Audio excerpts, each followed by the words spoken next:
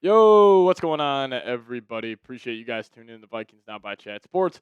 My name is Patrick Siepman, and coming up on today's show, we're going to talk about the quarterback position. We're going to talk about a polarizing quarterback, that being Anthony Richardson. Yeah, we're going to talk about it on today's show. It doesn't make sense for the Vikings to trade for the Colts QB this offseason. We'll dive into it here in a second, but also later on today's show. I've been thinking about the QB position a lot. Obviously, it's the most important position off sports. And I have a pretty strong take on how the Vikings should handle this position group this offseason. So we'll give you guys that take here on the second half of today's show. But before we do so, if you guys could hit that subscribe button today. We are knocking on the door of 68,000 subscribers. We are just 70 subs away, and you guys will get daily free videos from us covering the Minnesota Vikings. Most of the time, we get you guys multiple videos per day. So if you guys want to help me reach my next milestone of 68K, go down there, hit that subscribe button. Just need 70 more of you guys to do just that. All right, let's dive into it. Anthony Richardson doesn't make sense for the Minnesota Vikings. This has been talked about a whole lot in the comment section, Twitter. A ton of Vikings fans are wondering who could be that quarterback the Vikings bring in. Will they go a veteran option? Will they go Mac Jones? Well, how about a guy that Kevin O'Connell likes a lot? Because if you guys remember, after the Sunday night football game against the Indianapolis Colts last year, this was the first game that Anthony Richardson got benched for Joe Flacco. After the game, Kevin O'Connell comes up to Anthony Richardson and said, "You're a bad dude." Yes, sir. Now, also, when Anthony Richardson was coming out of Florida, there were multiple reports suggesting that the Vikings were doing everything they can to trade up to select Anthony Richardson. And you think about the archetype of quarterback that Kevin O'Connell, two of them that he has tried to trade up for, Anthony Richardson, Drake May, now slightly different, but still big stature, big arm, good athleticism. And right here, KOC saying, "You're a bad dude." And AR saying, "Yes, sir." Maybe Kevin O'Connell, if he's got a lot to say on who they bring in, I could see him wanting Anthony Richardson. But, there's no doubt Richardson's been a disaster so far in the NFL. This hasn't been good enough. He has looked lost out there. Some people, even in the Colts organization, question his leadership. He's incredibly inaccurate with the football. Even 2024 season, 8 touchdowns, 12 picks, 19 big-time throws, 15 turnover-worthy plays, adjusting completion percentage all the way down at 60.1. But even in 2023, in a very limited sample size, 3 big-time throws, 4 turnover-worthy plays, now higher completion percentage, but still not up to standard at the NFL level. And I will say this, even though Mac Jones, I am not saying, so nobody clip this, I am not saying Anthony Richardson is a better quarterback than Mac Jones. Nobody would say that. But I would rather have the Vikings bring in Richardson over Mac Jones. And the biggest pro to that is if you trade with Richardson and he ends up starting for you, there is no chance you are in NFL purgatory.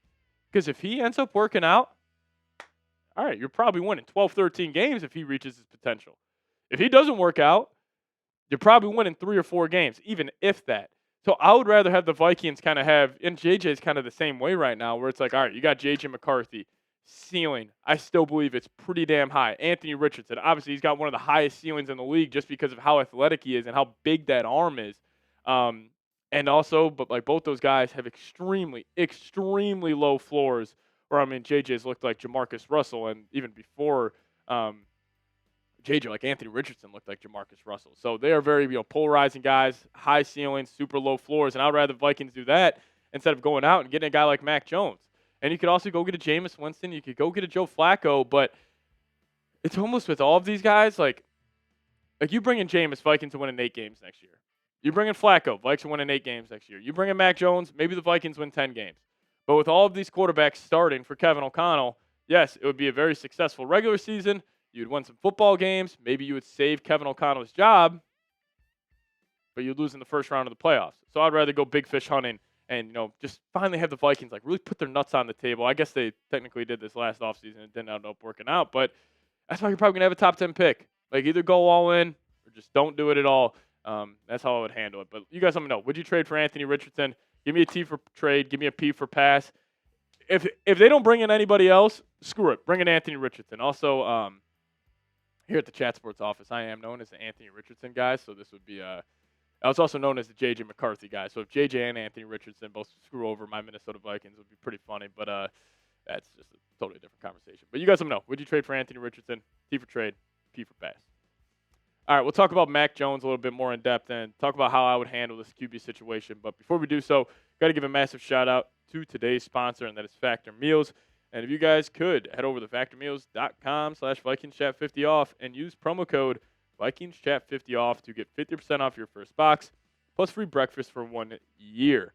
Now, the fall season always feels like a reset. Between back to school, busier routines, and shorter days, finding time to cook can be tough. That's why I love Factor. The chef-prepared, dietitian-approved meals make it easy to stay on track and enjoy something comforting and delicious, no matter how hectic the season gets.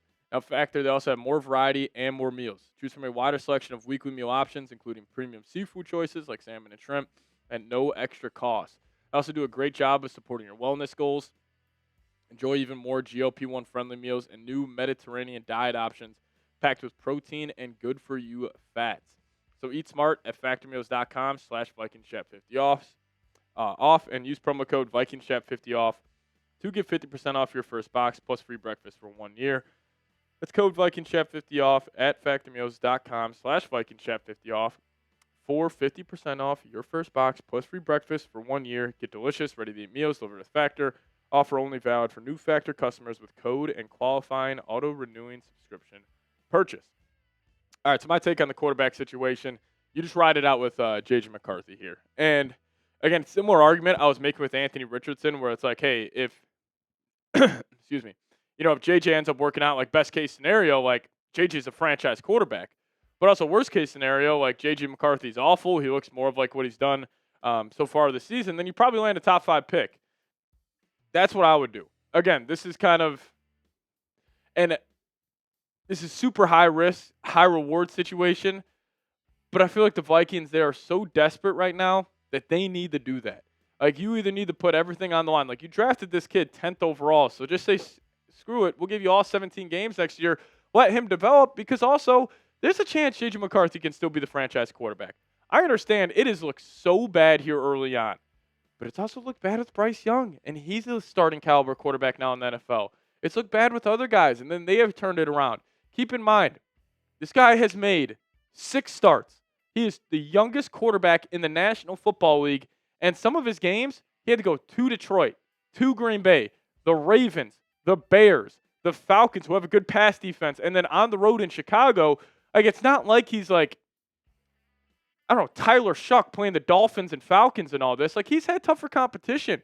And now also, after seeing how Max Brosmer played and how bad he's been in this offense, like, it also makes me start to question, like, was it JJ McCarthy or was it Kevin O'Connell? Like, still left to be, seen there. So I still think there's a chance JJ is the franchise guy, and I would be so against them trading for Mac Jones. Because if you trade for Mac Jones, you know what you're saying to your fan base? We know our jobs are on the line, and we're just trying to be mediocre. Because you trade for Mac Jones, you win 10 games, you lose in the first round of the playoffs. You're also telling the fan base that it's like, yeah, JJ McCarthy, that 10th overall pick we had, we just completely botched it. Now, I say that. I'm fully against the Vikings trading for Mac Jones. I am so confident they will trade for him this offseason. They will give up a 2nd and a 4th round pick for Mac Jones. It is December 2nd when I'm saying this. I promise you, the Vikings will trade for Mac Jones this offseason, and it will be another terrible decision by this front office. Because, guys, it's just human nature. Like, Kwesi understands he's on the hot seat. Kevin O'Connell even probably understands he's on the hot seat. So, do they want to take that, super high risk, high reward player and then Anthony Richardson or JJ McCarthy? Or do they want to take a proven guy where his ceiling is super, super low and a guy like Mac Jones, but they're probably saying to themselves, well, we won't get fired if we win 10 games. We got a way better chance to win 10 games with Mac Jones than anybody else. So that's what they're going to do. It is going to be the most vanilla offseason in the world for the Vikings, where we're going to be rolling in the next year. It's Mac Jones, it's Jefferson, Addison, probably not TJ Hawkinson, but the Vikings, then they're going to win 8, 9, 10 games, and nobody's going to get fired, and then we're just going to have to reset it the next offseason. We'll have the 15th pick in the draft, and we're going to be saying, man, how are we going to get a franchise quarterback? We're always in the middle. Mac Jones, he is purgatory. You want to stay in the position you are right now? Yes, you go out in there and get Mac Jones. If you're trying to win games in September, October, November, this is your guy. But if you want to finally take a risk and just do it again, because you have to. Like, you took a risk with McCarthy, but you got to have to take another risk again. Because if you just go back to Mac Jones, like, this is the same thing of, like, bringing in a Kirk Cousins. It's the same thing as, like, what the Vikings have been doing for the last 21 years under the Wolf family, where they just keep on getting these stopgap quarterbacks who can man the ship for 1 or 2 years.